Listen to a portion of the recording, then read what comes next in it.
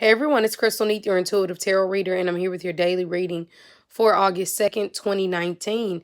In this reading, I'm picking up on the overall energy of the day. This reading is for everyone, regardless of your zodiac sign.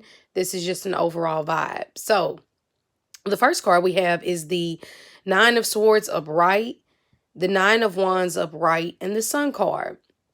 So, a lot of energy around the number nine, which deals with things coming to some sort of completion. So that's always good. The number nine is the energy of also the humanitarian to a certain extent.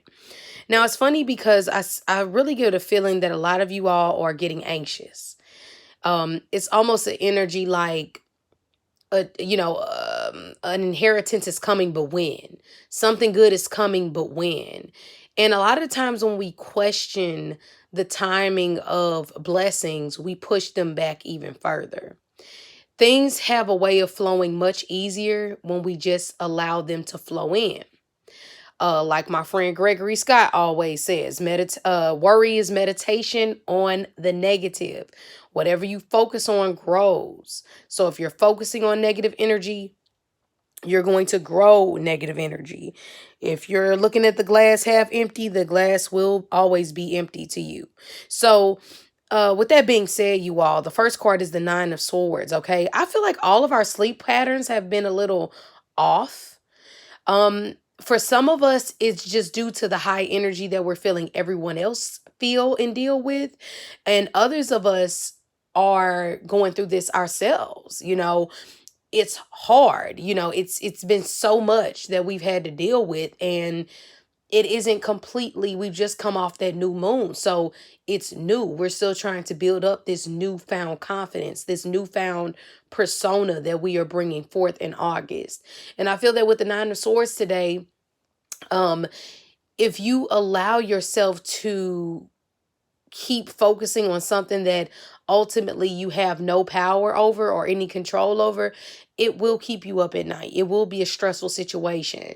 People might even look more tired in their face today or whatever the case may be because they haven't gotten their proper rest or something like that. But also this woman in this card is like flipping out. Like she's having nightmares. She's woke up out of her sleep because she cannot get over something that she's been running from. Okay, whether this is her running from something that she should have already left behind, or something that she hasn't quite conquered yet. But once again, she has to get to this point to realize that I can't keep allowing these swords that are dangling over me to worry me when they're ultimately on the wall stuck. They're never going to fall. They're never going to actually stab me. It's just decor. Okay. So look at it like that. Sometimes in life, things around you can be stressful, but if you don't allow it within you, if you allow yourself to look at it like, you know what, this too shall pass. This person is just stressed out. They'll get over it. I'll get over it. Things move a lot smoother. Okay. And like they say, most of the things we worry about never happen anyway. Now, the next card we have is the Nine of Wands, and this is holding your ground, being at your wit's end with a situation. But it says, don't give up. Okay. It reminds me of a situation. My sister actually was working at this job, and the management was horrible. And it was horrible because nobody ever stood up. Everybody was going with the flow, allowing the big bosses to put all the work that they were not supposed to be doing on them, and nobody ever said anything. Nobody went over them because they were so fearful of losing their job, not knowing that the higher ups would actually want to know this and help them and get those people out of the management positions that they were in. Long story short, one of her friends who was there working for a while quit. She gave up. She was at her wit's end. She couldn't take it anymore. It was too much work. It was stressful.